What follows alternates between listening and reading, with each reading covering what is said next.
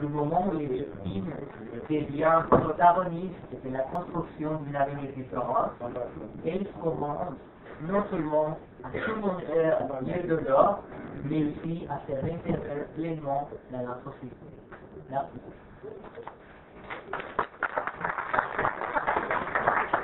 Merci quand même d'être aussi précis et concis. Donc je donne la parole maintenant au intervenant suivant. Par la parole. I'm sorry I didn't address you in English. I'm Elizabeth Long. I'm on Digital Justice and I'm leading clinics working in partnership with Alpha to the Democracy Decision Center on common for the constitutional justice.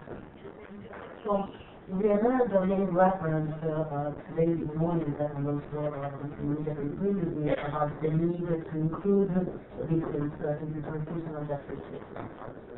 And now, usually victims have been included in different ways, through participation by giving testimony, understanding their stories, taking through speaking mechanism, and also by being beneficiaries of reparations. At the same time, the victims have been less involved or involved to a lesser degree on the phase of consultation, and when there is actually the phase of shaping the transitional justice mechanism. Now, I'll try in my intervention not to repeat what has been previously said in a very rich presentation. So it will complement what has been said before. Now, why is it important to consult with victims in shaping transitional justice mechanism? Well, first of all, victims and their families are those who suffer the most, but they face in their relations that the transitional justice mechanism aims to address.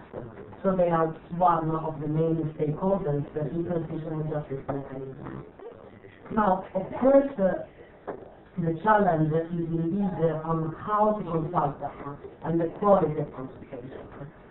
So, and why is this so important? It is so important because it fosters a sense of ownership and the sense of ownership also enhance the sense of legitimacy of the same mechanism that you are shaping at the moment. Now, the sense of legitimacy and the sense of ownership are very important because they play an important role in later on in the process. When the result of the transitional justice mechanism will be delivered, in the sense that they announce the possibility that the results are accepted by the population, particularly by victims. But there needs to be the foundation for this sense of legitimacy and ownership needs to be laid down now, and we are reaching the phase of consulting and establishing the national dialogue about how to shape transitional justice in the country. So to me, there is certainly the possibility to consult properly, and in order to do so, it is particularly important that efforts are made in order to reach all groups of victims. And when I'm saying this, I put a particular accent on the need to reach out to women, youth, but also to people in rural areas and in marginalized areas, also because in Tunisia there is in the work that I'm implementing at the moment, I heard many times this difference between the regions and this sort of double fear in how some regions are left behind others from an economic perspective. And the victims in rural areas who are also in an economic and disadvantaged position certainly are among the vulnerable groups that need to be reached out. Now, I will briefly give some example of some perspectives of victims that I've heard in Tunisia during consultations with victims and interaction with them that we have had so far, and how this could build into the topic of transitional justice. Certainly one overwhelming method that we are using is the need from the side of victim of social justice and the legislature. And in Tunisia, many crimes are also socioeconomic crimes, and there is also under the previous regime also there was a widespread corruption, and this has been one of the main challenges in the country. So, transitional justice is absolutely the proper objectives that are different from development and the distribution of resources or economic growth. At the same time, transitional justice and development do have some links, and transitional justice can be shaped in such a way to promote development and social justice. And I will give you just a few examples. Now, as we were saying, the main victims are victims of socioeconomic crimes and corruption. Truth-seeking mechanism or any transitional justice mechanism that will be established in Tunisia needs to take this into consideration and needs the mandate of the Transitional Justice Commission needs to encompass socioeconomic crimes and also corruption.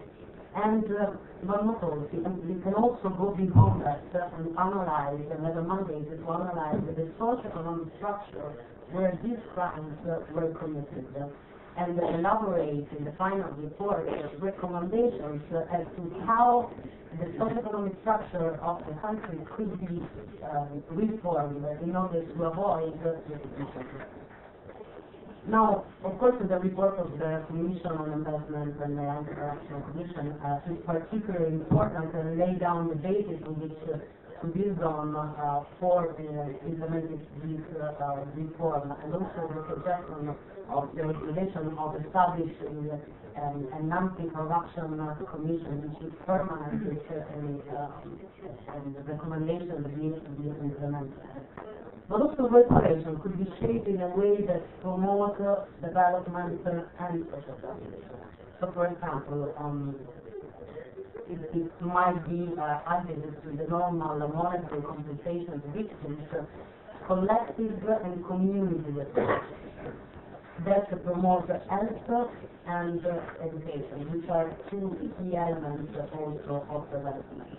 Also, in addition to normal monetary form of compensation, we could add, for example, the participation of shares in microfinance institutions, which again have a longer term impact and promote projects at a lower at the economic level.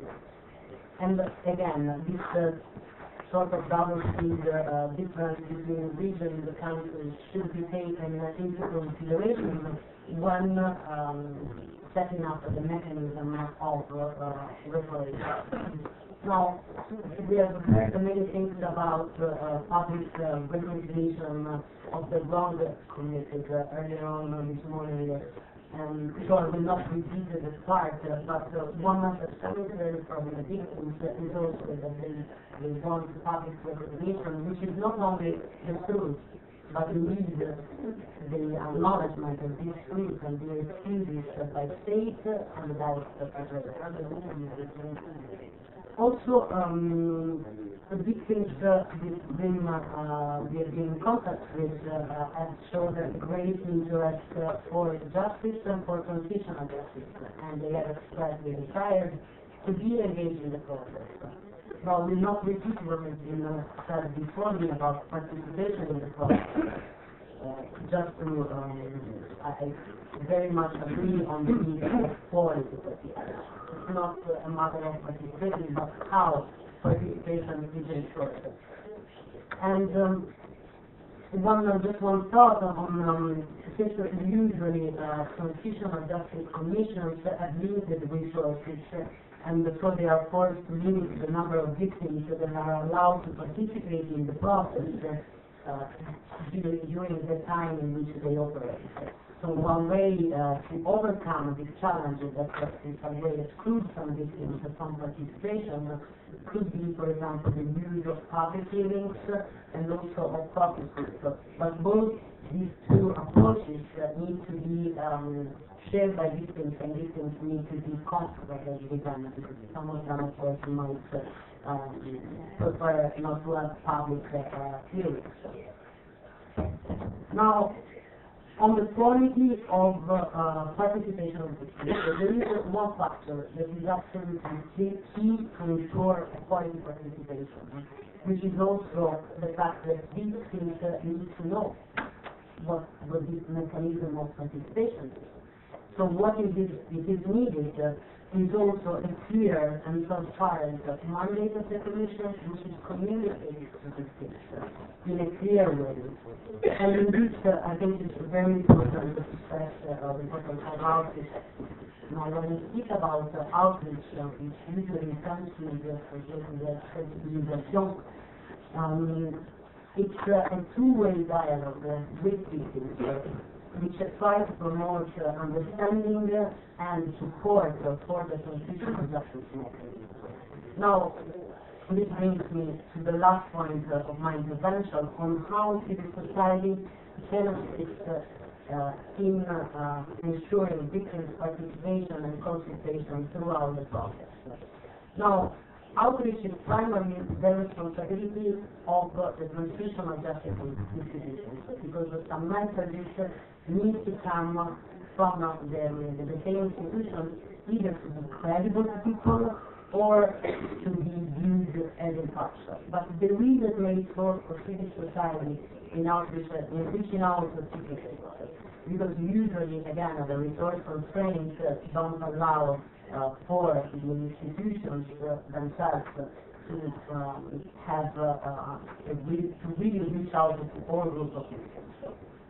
So outreach can also be conducted by civil society, and it's particularly important is to engage victims on the nature of the transitional justice mechanism, to mandate the role of victims. And it is particularly important because victims need to understand their role and why, in order to accept the limit of the transitional justice mechanism, in order to accept why their stories are not told, why they cannot participate in particular mechanism, and what are the limits of their testimony. It is also very important that their misconceptions about transitional justice are prevented to spread, together with unrealistic expectations, especially in relation to reparations. Of course, victims many times hope in reparations to change their situation, and this is not always the case. So specific outreach in relation to that reparation is necessary to avoid that at the later stage there is a frustration and to avoid that they are traumatized, as was said before.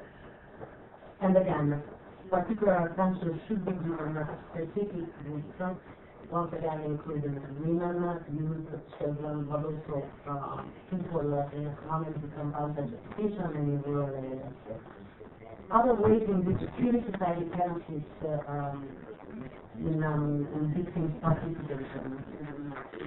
Usually civil society has better access to victim groups than the government and state institutions. The first thing they can do is actually to have contact with them and inform them about the transitional justice mechanism, and consult them, organize public consultations with victims, and again, not only in Tunis, but outside of Tunis in the different regions. And to make really a bridge between the victims and policy decision makers in order to invite them to really visit the public of transitional justice victims. Also, civil society is best equipped to organize capacity building activities for victims, not only the constitution of justice mechanism, but also how victims can organize themselves to make their voice heard. And in this, in which groups and networks of victims are emerging, but at the same time, many relations, many times they still rely on a personal contact. And once again, I've been in contact with some victims who have explained that they are like a single family and that they support each other and assist